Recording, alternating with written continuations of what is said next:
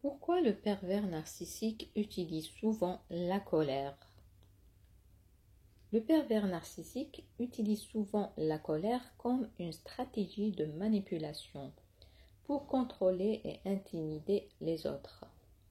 En général, on dit que notre pervers narcissique est nerveux. Pourquoi?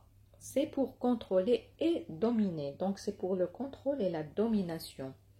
La colère leur permet d'imposer leur volonté et d'intimider les autres pour qu'ils se plient à leurs désirs. Par exemple, un pervers narcissique peut exprimer de la colère lorsqu'il n'obtient pas ce qu'il veut, comme critiquer violemment quelqu'un qui refuse de se plier à ses demandes. Cette réaction peut forcer la personne à céder pour éviter un conflit plus intense. Donc c'est un schéma qui se répète. Deuxièmement, manipulation émotionnelle. En exprimant de la colère, le pervers narcissique peut susciter la peur, la culpabilité ou l'anxiété chez leurs victimes, les poussant ainsi à obéir ou à se soumettre. Donc, ils utilisent la colère pour faire peur aux autres. Par exemple, lors d'une dispute, un pervers narcissique peut exploser de colère de manière excessive et effrayante, faisant sentir à l'autre qu'elle est responsable de déclencher une telle réaction. Cela peut induire un sentiment de culpabilité chez la victime, l'incitant à se conformer aux souhaits du pervers narcissique pour éviter de déclencher une autre explosion. Voilà la stratégie du pervers narcissique avec sa colère.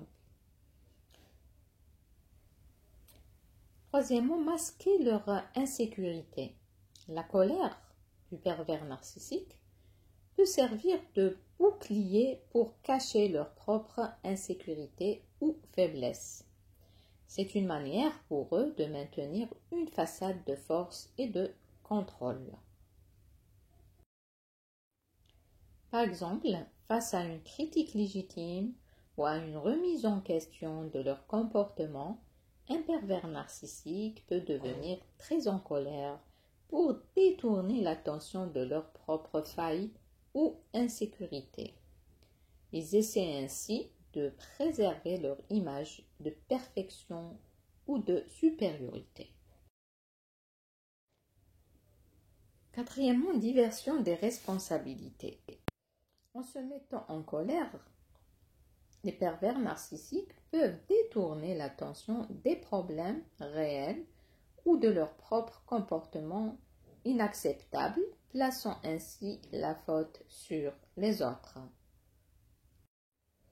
Par exemple, après avoir été confronté à un comportement inapproprié comme des mensonges ou des tromperies, le pervers narcissique peut exploser de colère en accusant la personne de l'avoir provoqué ou de l'avoir mal compris.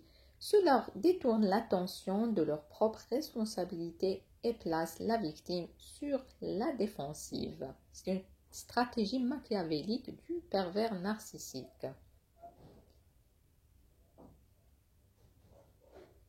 Comment la victime peut se protéger face à cette colère narcissique? Donc face à la colère d'un pervers narcissique, PN, la victime peut adopter plusieurs stratégies pour se protéger et gérer la situation.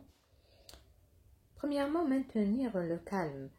Il est crucial de rester calme et de ne pas réagir de manière émotionnelle. La colère du PN est souvent utilisée pour provoquer une réaction émotionnelle chez la victime. Donc, il faut rester calme. Donc, rester calme peut aider à limiter son contrôle sur la situation. Donc, une chose qui n'est pas évidente pour tout le monde, mais la personne doit toujours essayer de rester calme. Deuxièmement, établir des limites claires.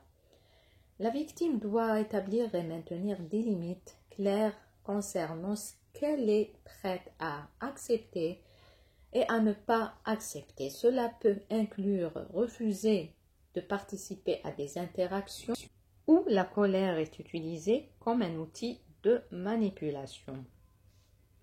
Il faut toujours mettre les limites à ce pervers narcissique, à ce diable-là.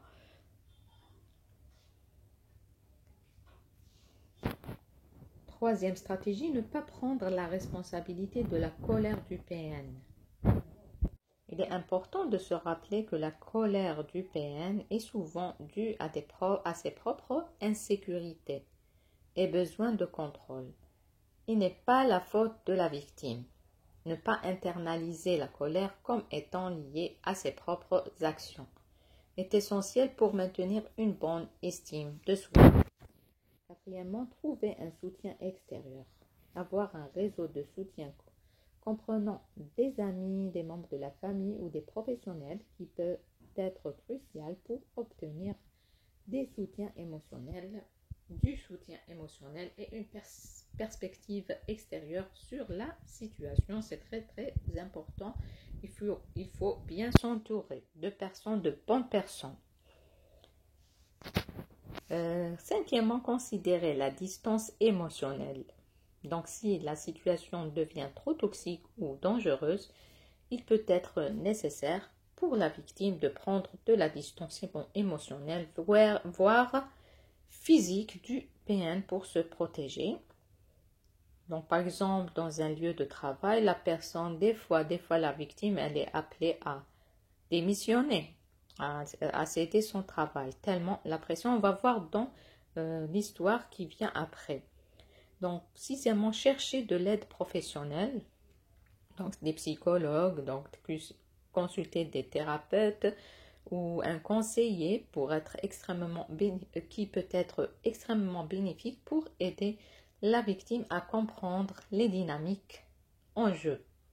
Donc, c'est très difficile pour la victime de comprendre déjà les mécanismes de ce diable. Donc, il est important qu'il y ait une consultation ou demander un avis chez un professionnel. En résumé, la clé pour la victime face à la colère d'un pervers narcissique est de maintenir sa propre stabilité émotionnelle, établir des limites claires, ne pas internaliser la responsabilité de la colère et chercher du soutien auprès de sources fiables et bienveillantes. On va voir par la suite une histoire véridique d'une personne qui a subi des intimidations et de la colère de son chef perverse narcissique, parce que c'est une femme. Donc, c'est une histoire qui m'a été racontée par une abonnée. Donc, je me permets de la mettre donc, en anonymat.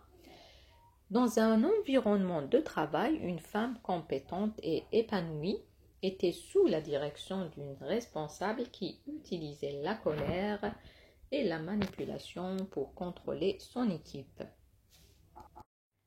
La victime a enduré du harcèlement, des humiliations et des provocations constantes de la part de sa responsable narcissique, tandis que les autres collègues étaient souvent complices ou restaient passifs par peur. C'est le schéma classique quand il y a le pervers narcissique dans un service ou s'il est responsable d'un service ou d'une boîte.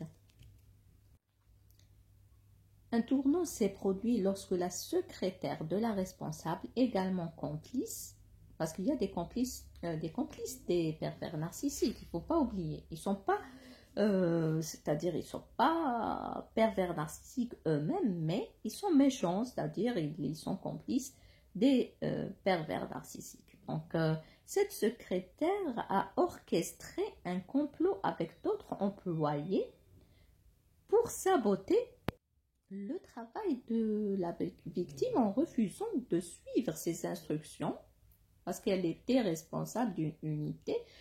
Par la suite, la secrétaire a rapporté des informations négatives à l'encontre de la responsable de l'unité, forçant finalement la victime à démissionner pour échapper à l'environnement de travail toxique et à la persécution continue. Donc, il y a des complices. Cette histoire met en lumière les ravages psychologiques et professionnels que peut causer un comportement manipulateur et abusif d'un pervers narcissique dans un cadre professionnel et souligne l'importance de chercher du soutien et d'explorer toutes les options disponibles pour se protéger et se défendre dans de telles situations. Dans cette histoire, on voit que la victime elle a choisi la fuite, mais elle aurait pu se protéger autrement. Malheureusement, elle n'a pas été assistée par des professionnels ou des conseillers. Elle n'a pas été bien conseillée. Donc, elle a pris la fuite, elle a laissé les gens jouer par son pain, comme on dit. Et voilà, c'était une histoire triste. Et malheureusement, on déposait une plainte contre un pervers narcissique, surtout responsable et souvent compliqué en raison du manque de témoins prêts à témoigner aux côtés de la victime. C'est ça le problème majeur de cette situation. J'aimerais bien entendre des histoires comme ça pour les publier si vous voulez.